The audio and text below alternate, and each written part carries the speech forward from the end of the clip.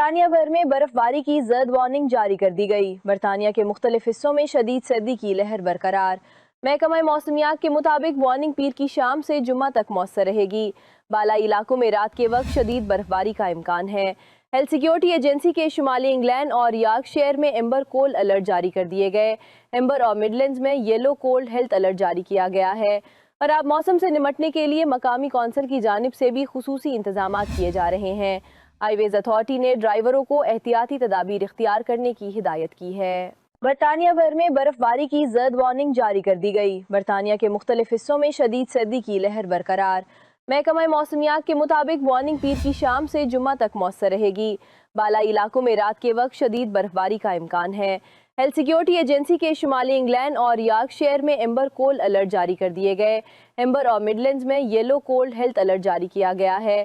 خراب موسم سے نمٹنے کے لیے مقامی کونسل کی جانب سے بھی خصوصی انتظامات کیے جا رہے ہیں۔